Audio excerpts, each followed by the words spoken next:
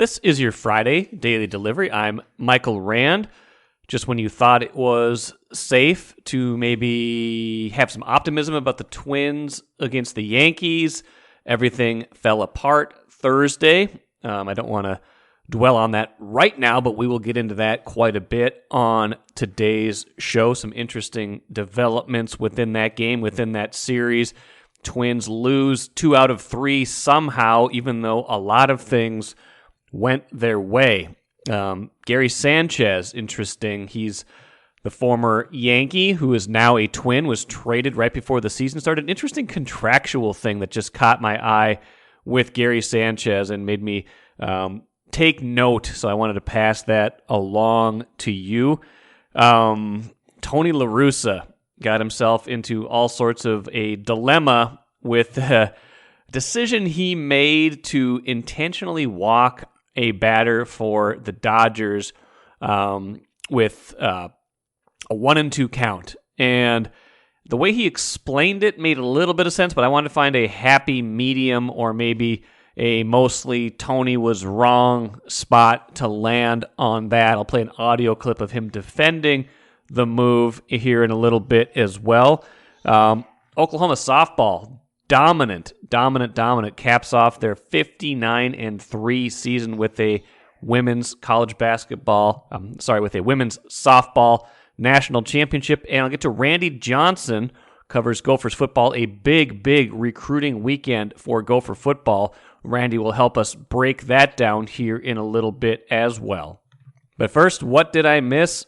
So I kept seeing all these first time ever, first time in a long time things popping up with the Yankees and Twins. Kept seeing all these things that were going in the Twins' favor in this series. Thursday, they started the game with 3 consecutive home runs against Gerrit Cole, ostensibly the ace of the Yankee staff, or at least one of the very good pitchers on this staff. Luis Arias started off the game with a home run.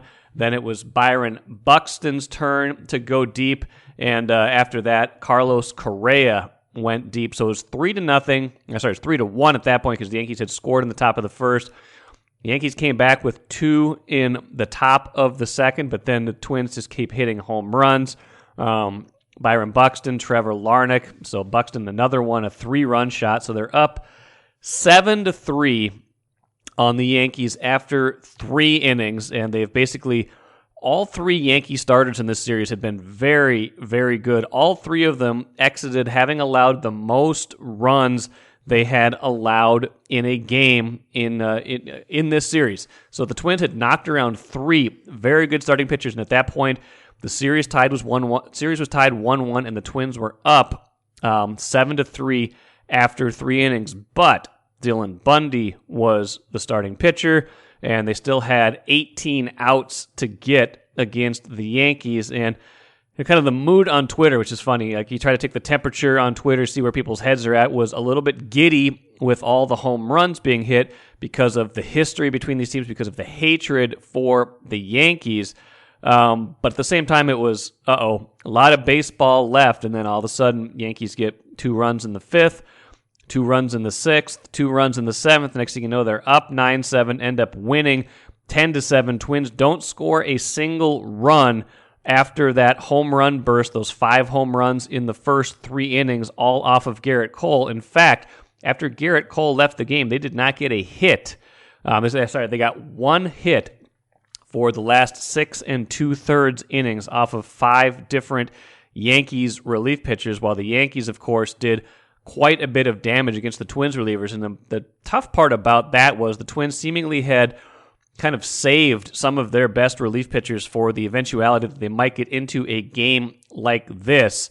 The first 4 relievers they brought out all had very good ERAs. All of them gave up runs in this game. The most disappointing probably Joe Smith, who gave up 2 runs in 1 inning, including a home run to Aaron Hicks, former Twin, who has hurt them a lot over the years. And Jhon Duran, who's been very good this season. 4 hits allowed in just a third of an inning, only 15 pitches. He gave up 2 runs as well, and that was basically where the game turned. When Smith came in the game, it was a 7-5 game still. You're thinking, okay, 12 outs to go, but still, you've got your best relievers stacked up. Maybe you can get this one to the finish line. The Twins could not. So all the positives in this game, all the positives in this series, everything they did right, knocking these Yankee starters out, staying in these games, still leads to the inevitable outcome where the Yankees take 2 out of 3, and that is now 39-111. 150 games, 39-111 for the Twins against the Yankees since the start of the 2002 season. We've harped on that a lot. That is unfathomable. That is unbelievable. It's believable in the sense that the Yankees have held such a payroll disparity during that time. But again, we've talked about this. The Twins have had some very good teams during that time. They've been in playoff contention more often than not in those years and won 8 division titles in that time span, and they are in first place again this season. The Yankees just have this hold on them. So have a couple of things I want to get to kind of on the historical track, but I want to play a clip from Rocco Baldelli kind of summing up what he thought of this game and this series. Here's the Twins manager. Yeah, there were different waves of that game that I think everyone in the ballpark could easily feel. But I'd like to take a step back. Obviously we didn't close the game out the way we needed. That's pretty straightforward to all. But I was really happy with the way we came out, playing a really good team, maybe one of the best teams in baseball. We think we're right there too. We went right at them. Went after one of the best starters in baseball today and hit him around pretty good. Couldn't have been happier with the at bats that we had. And we kept coming back. We did a lot of good today. So I'm not gonna sit here and talk about the stuff that we know. We dropped a pop up. We did didn't complete some plays. We got to play crisper baseball if we're gonna get outs in the middle of the game and late in the game and make it happen. But I think we fought pretty good. And I guess when this series started, I think we said if the Twins can get one game, you probably feel okay about it just because of how well the Yankees have been playing, how good they are this year.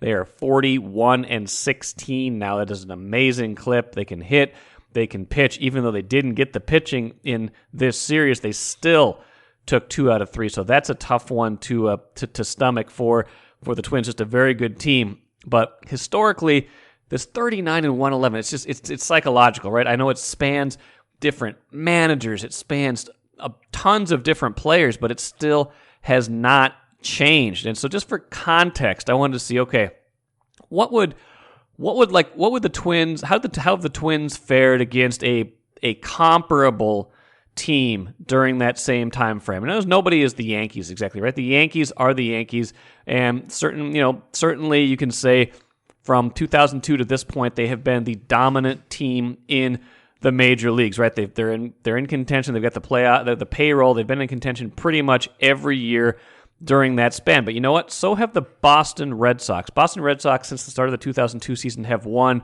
4 World Series titles. They've won at least 90 games the majority of the time. So I wanted to see how have the Twins fared against another very good American League East team since the start of the 2002 season. So I went back. I couldn't find a clean way to do it other than to add it all up. But here is what I came up with. Twins, since the start of the 2002 season against the Boston Red Sox, 58-69.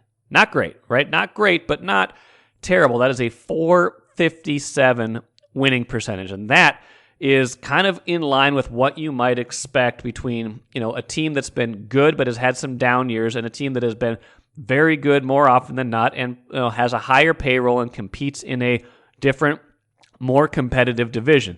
That would be a very acceptable record for the Twins to have had against the Yankees during this span. Instead, 39-111. This is a hold that the Yankees have over the Twins that simply defies logic in the bigger sense of the word. Even when the Twins were up 7-3, people were dreading the rest of this game, and for good reason. It turned out for good reason. Just when you think it's safe to start feeling good about the Twins against the Yankees, this is what happens. This is what's happened so many times historically. Had kind of shades of that 2019 game, I think it was, when Twins had a big lead, then Aaron Hicks had some heroics, made a huge catch in extra innings, preserved that win. There have been multiple cases over the history of these franchises in the last 20 years when things like this have happened, and they happened again on Thursday. Take a playcation to Mystic Lake for 24/7 gaming, fun restaurants and bars, and luxurious hotel rooms. And join Club M to bask in the rewards. Follow the lights to Mystic Lake, where every day is play day. Now, one side note before we get into a conversation I had with Randy Johnson on Gopher football recruiting. Gary Sanchez and the Twins just agreed on his contract for this season on Thursday. I thought that was interesting because of the way the offseason went in baseball with the lockout. A lot of potential arbitration cases did not get settled before the season ended. They did not have time to do the whole meeting, exchanging of numbers. So a lot of potential arbitration cases were scheduled for during the season. So the Twins and Sanchez just agreed on Thursday to a $9 million deal for this season. The season he is currently playing on, the season he's been playing in for 2 months. It just makes me wonder, how has he been getting paid? Exactly what has been going on? Have they just been giving him an estimated salary this whole time? That just was a curiosity to me, a kind of footnote to this strange offseason in baseball. Gary Sanchez now making $9 million a year. I'm sure they kind of had an idea this is what it would be, but if he had gone to arbitration, it could have been a little higher or lower, depending on that. They kind of met in the middle finally, but strange that they weren't able to do this before the season started, making kind of an estimated salary for the first 2 months of the year. And I wrote about Gary Sanchez, by the way. I did a Randball blog post on Thursday on the best and worst Twins off-season moves now that we've seen them for more than a third of the season. And I graded that Twins-Yankees trade as the best move they made, not just because of the return on investment, what they've gotten from Gary Sanchez and Gio Urshela so far this year, but being able to move Josh Donaldson's contract in that trade gave them the ability to then go sign Carlos Correa. Gary Sanchez's production made the Mitch Garver for Kiner Falefa trade okay, and then Kiner Falefa was part of that deal as well. So a lot to like about that trade, a lot to like about some of the other offseason moves. Worst to me was the Taylor Rogers trade. It's not working out so far, especially with Chris Paddock out for the season with Tommy John surgery. So you can go read more about that on the Randball blog. All right, happy to be joined on Daily Delivery today by Randy Johnson, covers Gopher football for the Star Tribune, and had a piece earlier this week on a big weekend for Gopher football recruiting, hosting maybe as many as 30 potential recruits on campus and their families starting on Friday. I think they call it Summer Splash, Randy. With that as a kind of a setup, first, how are you doing? And second, that sounds like a lot this weekend. Yeah, it's a pretty doing good. By the way, it's a pretty big weekend for the Gophers. This is a chance to showcase Minnesota to these recruits. And a lot of the guys that they're bringing in are guys who have already committed, but there's a good group of ones that they're still trying to get to commit. They'll show them the campus, everything. They'll take them around town. I'm sure they'll spend some time out at PJ's place on the lake, and they seem to entertain them very well. And last year they got 5 commitments out of the weekend, so it's a pretty important time for the Gophers. Is this something that they've traditionally done and that's common in college sports? It feels like, or college football in particular, like June, July, it felt to me like that was an evaluation time less than everyone's going to be on campus time, but maybe I'm just not remembering things right. Well, I think it depends on the school, but yeah, there are a lot of visits being made in June. A lot of that has to do with the early signing period in December. A lot of kids seniors want to get their recruiting done if they can in the summer and not have to worry about it during the season. Others will wait till the fall and take some visits during game days and things like that. So it's kind of a mix. So the recruiting class that they signed in 2022 ranked pretty low in the Big Ten, and actually I believe it was last in the conference. It was a small class. This one seems like it's trending to be better, but again, we don't know until everybody's signed. What do we know about the class so far? So far, it's heavy on Minnesotans. 5 of the 9 who have committed so far, verbally committed, are from Minnesota, and PJ's been getting good traction in the state this year. It seems like these guys are really teaming together, encouraging each other to commit to here, and they're trying to get others to follow. Who are the big prizes that they're trying to reel in? I feel like I saw you wrote about Jackson Howard, and I've talked to our preps guys about him too. Is he kind of the best of the best that they're hoping to get, or are there even more above him that they wanted to try to land this weekend? He's their number one target this weekend. He's basically a 4-star recruit. He's got narrowed his 4 schools to the Gophers, Michigan, LSU, and Miami. So he's going to take visits to those 4. The Gophers are leading it off. Talked to Alan True yesterday, analyst for 24/7 Sports, who follows national recruiting. And the Gophers might not be the favorite, but they're in the race for him. It's when you look at the high end of recruits, it has been historically difficult to get them to stay in Minnesota. But he said they had a puncher's chance. So we'll see what happens. He'll be making his visits. Maybe PJ can pull a rabbit out of the hat. In general, I mean, they've had 2 very good years in the last 3. If we go back to 2019, then again last year, do we overrate that in recruiting? Is it still more about facilities and other things, or how much of a factor do you think that is as they try to land some of these better players? I think winning is always a big factor, but yeah, facilities, location, everything goes into it. Personalities that, do they like the coaching staff? Do they like the culture of the program? All those go into it. But winning certainly helps. You look at the Gophers, 2019, they're 11-2, finishing the top 10 in the country. And I just happen to be looking at Miami. They haven't had a top 10 finish in the final poll since the early 2000s. So the Gophers, can basically, they have that big year in 19 and a pretty decent year last year. If they can follow up on that this year, recruiting should continue to do well. It does feel like an important year if we kind of step away from recruiting, which is going pretty well, it looks like. But just in general, on the field this year, it feels like they've got an opportunity, but also, a lot of people they got to replace. Yeah, it's a mix of, you got a good number of people back, but they did lose a lot, especially on defense, and then most of the offensive line. PJ's been pretty high on the returnees on the offensive line, and you have probably one of the better centers in the country in John Michael Schmitz. So that's one thing that'll look well. On defense, they lost guys like Boye Mafe and Asezio Atomo. Basically, they're going to have to become veteran in a hurry up front. Are they becoming known a little bit now for the offensive line with how the draft went? And I saw they got, the 4-star recruit, offensive lineman Jerome Williams from Osseo. Is that going to become a thing for them, hopefully? I'm sure they hope it does. They had gone so many years without having an offensive lineman draft. Now they get a couple. It's they're looking, that's an area where a state like Minnesota, you would think you would produce some linemen. And they're starting to do that much better job at that. Final thought for you, Randy. You said they got, I think, 5 recruits out of this summer splash last year. What would be a realistic, or what do you think they'd be happy with kind of from the process this weekend? I think a handful like that is probably what you would expect. It's their big push for these guys. They're gonna try to get them to commit when they're here. If they I'm pretty sure they'll have a couple right away or pretty soon. It seems like.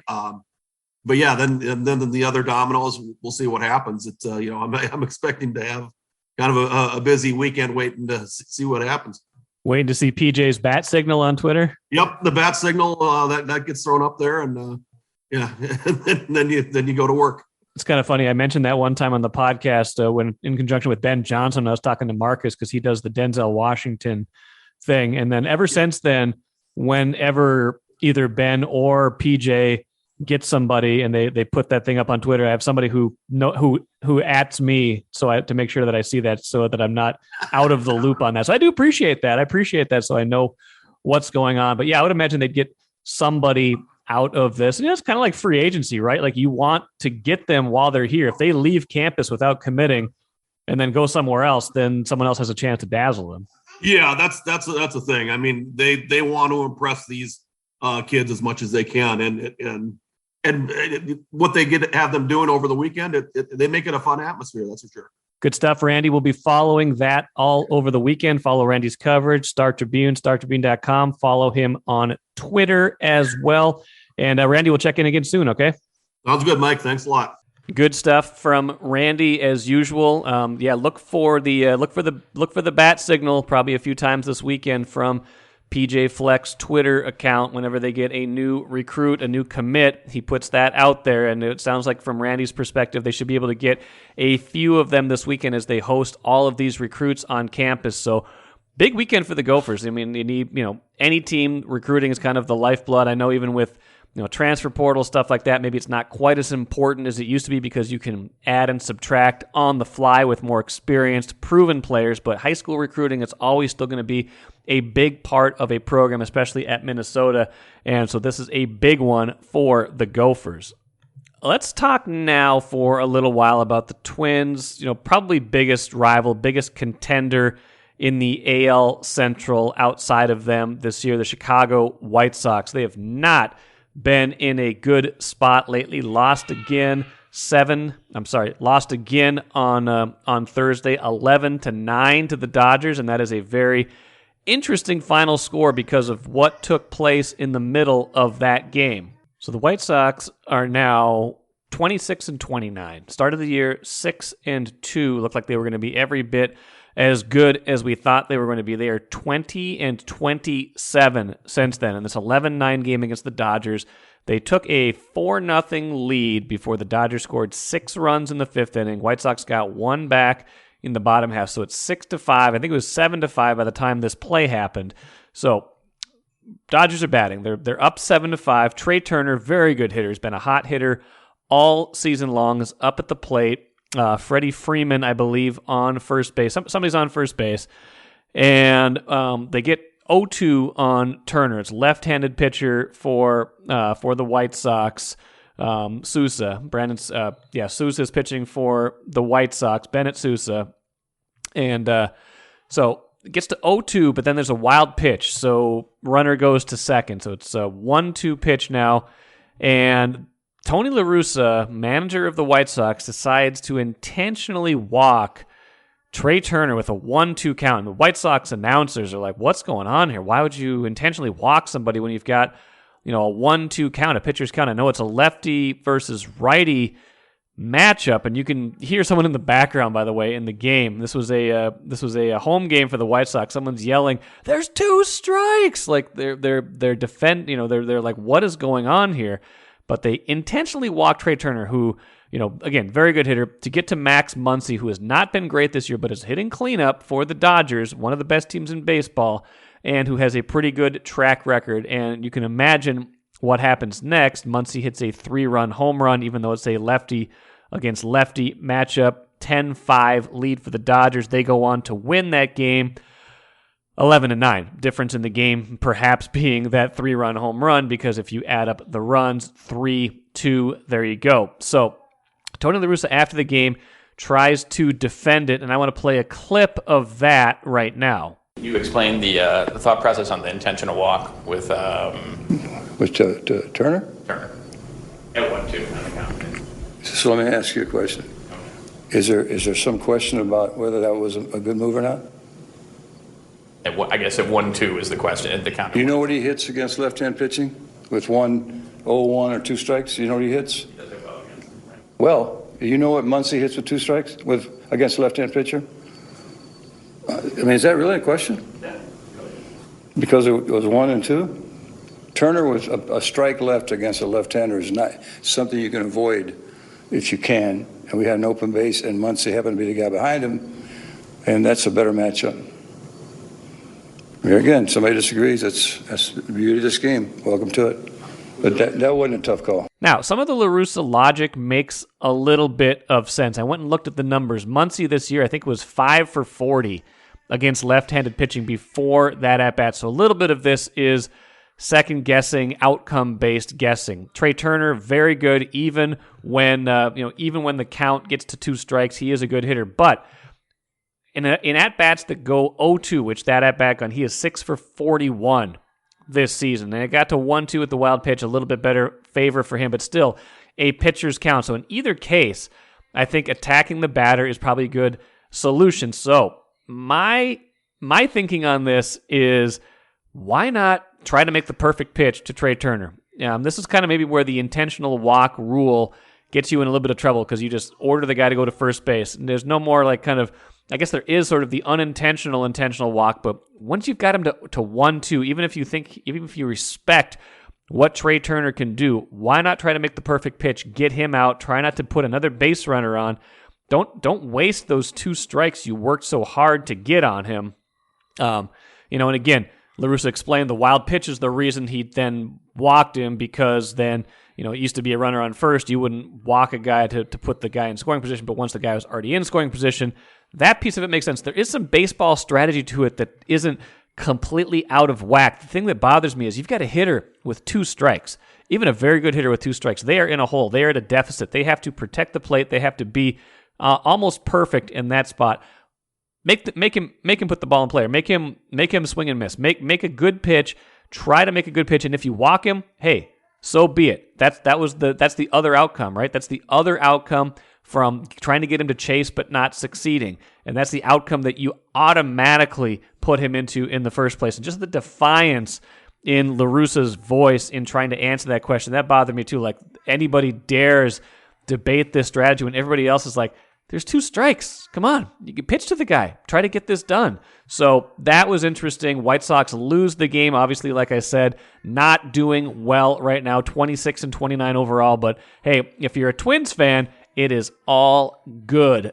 Let's finish with the cooler. Oklahoma softball caps an unbelievable season, finishing 59-3, the best team on the planet. It's been said, second straight College World Series title, beat Texas, beat them 10-5, swept them in the final. What a team! I mean, they set a College World Series record with 64 runs scored, 17 home runs during the College World Series. Just an unbelievable team, unbelievable run that they have been on, and they're just fun to watch. They field, they pitch, they hit. It's just unbelievable players on that team. Unbelievable way that they can cap this off. So congratulations to Oklahoma softball, a very fun team to watch for the entirety of this season if you watched college women's softball. That will do it for today. That will do it for the week. I'm sure we'll be back at it Monday with Patrick Royce. We will see what the weekend brings. Hope you have a good one, and we'll see you then.